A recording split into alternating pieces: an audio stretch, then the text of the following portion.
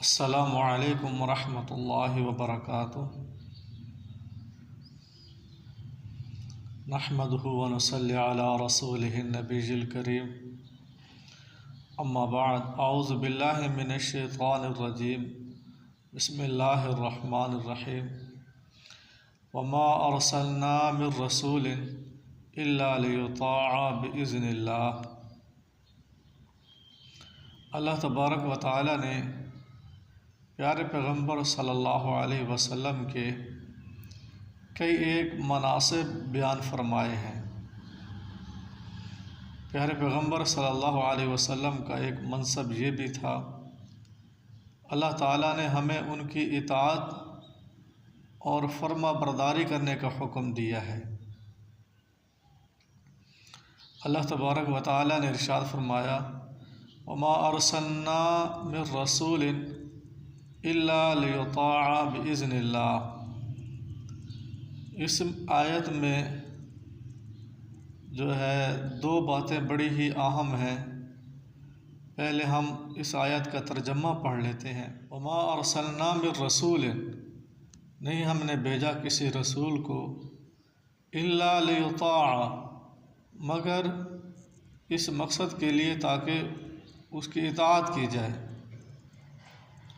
باذن اللہ، اللہ تعالیٰ کے حکم سے۔ نمبر ایک، یہ کہا جاتا ہے کہ رسول کا مقصد یہ ہے کہ وہ اللہ تعالیٰ کا صرف پیغام پہنچا دے، حالانکہ یہ مقصد اکیلا یہ مقصد نہیں ہے۔ اس آیت میں اللہ تعالیٰ نے تمام رسولوں کے بارے میں ارشاد فرمایا، اللہ تعالیٰ ان کو اس وجہ سے بھیجتا ہے تاکہ قومیں جو ہیں ان کی اطاعت کریں، فرما برداری کریں، ان کے پیچھے چلیں، ان کو مطاع بنائیں، ان کی اطاعت کی جائے، فرما برداری کی جائے۔ اس میں آپ صلی اللہ علیہ وسلم کا ایک منصب یہ بیان فرمایا گیا ہے کہ آپ صلی اللہ علیہ وسلم کی اطاعت اور فرما برداری کی جائے۔ دوسری بات اس آیت سے یہ سمجھ آتی ہے کہ یہ اطاعت کرنا یہ اللہ تعالیٰ کا اذن ہے، اللہ تعالیٰ کی اجازت، اللہ تعالیٰ کے حکم سے ہے۔ اللہ تعالیٰ نے ارشاد فرمایا، باذن اللہ، یہ اللہ کا حکم ہے، اذن ہے۔ اس وجہ سے ہم پیارے پیغمبر صلی اللہ علیہ وسلم کی اطاعت اور فرما برداری کرتے ہیں۔ قرآن مجید میں کئی ایک مقامات ہیں جہاں پر اللہ تعالیٰ نے اپنی اطاعت کے ساتھ اپنے رسول صلی اللہ علیہ وسلم کی اطاعت کا ہمیں حکم دیا ہے۔ سورہ محمد میں اللہ تعالیٰ نے ارشاد فرمایا، یا ایھا الذین آمنوا اطیعوا اللہ واطیعوا الرسول ولا تبطلوا اعمالکم۔ اے ایمان والو، تم اللہ تعالیٰ کی اطاعت کرو اور اپنے رسول کی اطاعت کرو اور اپنے اعمال کو ضائع نہ کرو۔ اس آیت سے بھی یہ بات واضح ہو جاتی ہے کہ پیارے پیغمبر صلی اللہ علیہ وسلم صرف اس وجہ سے نہیں آئے کہ آپ اللہ کا پیغام صرف پہنچا دیں اور پھر آپ کی ذمہ داری ختم ہو جاتی ہے، نہیں، بلکہ اللہ تعالیٰ نے یہ حکم دیا آپ صلی اللہ علیہ وسلم کی اطاعت اور فرما برداری بھی کرنی ہے۔ اللہ تعالیٰ نے تو یہاں تک فرمایا، من یطع الرسول فقد اطاع اللہ، جو شخص، جو انسان رسول اللہ صلی اللہ علیہ وسلم کی اطاعت اور فرما برداری کرتا ہے، گویا اس نے اللہ تعالیٰ کی اطاعت اور فرما برداری کی ہے۔ اس آیت سے اس اعتراض کا بھی جواب آ جاتا ہے۔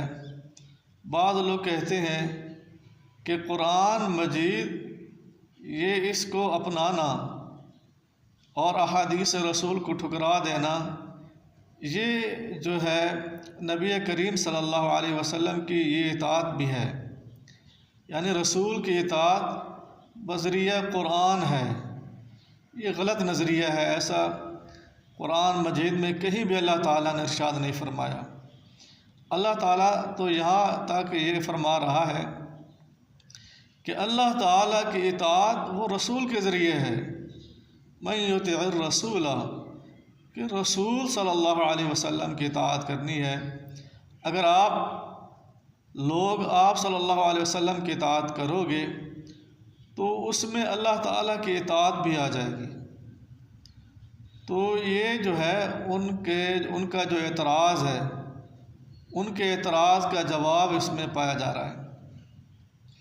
اللہ تبارک و تعالیٰ نے سورہ آل عمران میں ارشاد فرمایا، لقد من اللہ علی المؤمنین اذ بعث فیہم رسولا من انفسہم یتلو علیہم آیاتہ ویزکیہم ویعلمہم الکتاب والحکمۃ وَإِن كَانُوا مِن قَبْلُ لَفِي ضَلَالٍ مُبِينٍ۔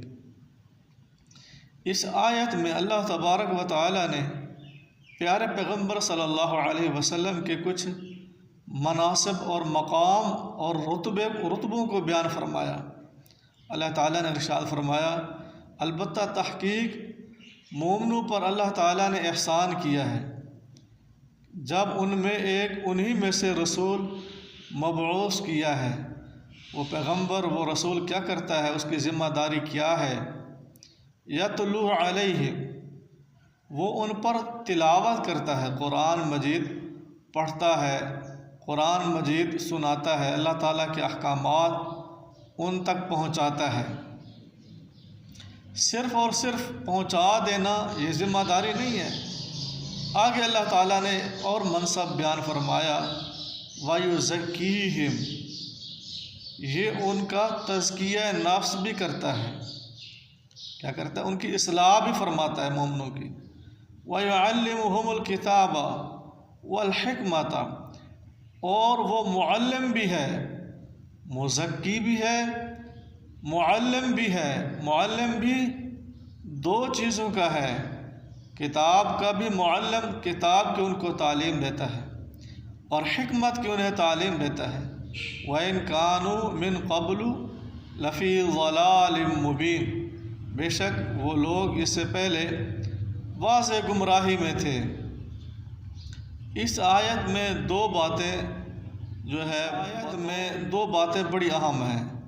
نمبر ایک، نبی کریم صلی اللہ علیہ وسلم کے کئی ایک منصب بیان فرمائے گئے ہیں، مناصب کو بیان کیا گیا ہے۔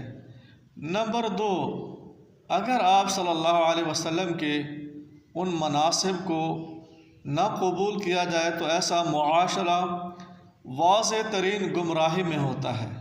یہ اللہ تعالیٰ نے بذات خود اس چیز کی وضاحت کر دی ہے، وَإِن كَانُوا مِن قَبْلُ لَفِي ضَلَالٍ مُبِينٍ، بے شک تم اس سے پہلے واضح گمراہی میں تھے۔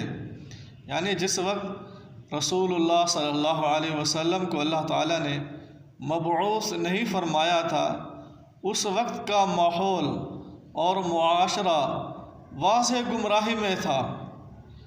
تو یہ معلوم ہوتا ہے گمراہی سے نکلنے کے لیے نبی کریم صلی اللہ علیہ وسلم کے مقام اور رتبے کو پہچاننا یہ لازمی چیز ہے۔ اور جو لوگ کہتے ہیں کہ رسول کا معنی ہی یہ ہے کہ وہ اللہ کا صرف پیغام پہنچا دے، یہ مفہوم اور یہ معنی قرآن نے اس کو غلط ٹھہرایا ہے۔ قرآن نے یہ مقام رسول کا نہیں بیان فرمایا۔ قرآن نے رسول اللہ صلی اللہ علیہ وسلم کے کئی ایک منصب بیان فرمائے ہیں، جیسے کہ ایک منصب وہ یہ ہے کہ یتلو علیہم، وہ ان پر قرآن مجید اور احکام شریعہ ان کی تلاوت کرتا ہے، وہ بیان کرتا ہے، اللہ کا پیغام پہنچاتا ہے۔ ایک تو یہ ہے۔ آگے اللہ تعالیٰ نے فرمایا وَيُزَكِّيهِمْ، یہ دوسرا منصب ہے کہ ان کا تزکیہ نفس بھی کرتا ہے، شریعت کی تشریح و وضاحت بھی کرتا ہے، وَيُعَلِّمُهُمُ الْكِتَابَ وَالْحِكْمَةَ، اور یہ تیسرا منصب کہ وہ تعلیم دیتا معلم بھی ہے۔ اللہ تعالیٰ نے ایک اور جگہ پر ارشاد فرمایا أَنزَلْنَا إِلَيْكَ الذِّكْرَ لِتُبَيِّنَ لِلنَّاسِ مَا نُزِّلَ إِلَيْهِمْ۔ اللہ تعالیٰ نے فرمایا اور ہم نے ان کی طرف ذکر کو نازل فرمایا، نصیحت کو نازل کیا ہے، کس وجہ سے لِتُبَيِّنَ لِلنَّاسِ، تاکہ آپ ان پر اس کی وضاحت کر دیں۔ بیانہ یبین تبیین، اس کا معنی مطلب یہ ہوتا ہے کسی چیز کو کھول کر بیان کر دینا، واضح کر کے اس کو بیان کرنا اور اس کی مکمل طور پر تشریح کر دینا، عملی طور پر زبان کے ذریعے سے جیسے بھی ہے اس کی مکمل طور پر اس کی وضاحت کر دینا، یہ تبیین ہے۔ یہ نبی کریم صلی اللہ علیہ وسلم کا بھی منصب تھا، آپ مبین تھے، قرآن مجید کے مبین تھے۔ پیارے پیغمبر صلی اللہ علیہ وسلم نے قرآن مجید کی تشریح بھی فرمائی، توضیح بھی کی، اور ایک عملی قرآن کو بیان فرمایا، عمل کر کے بھی دکھلایا ہے۔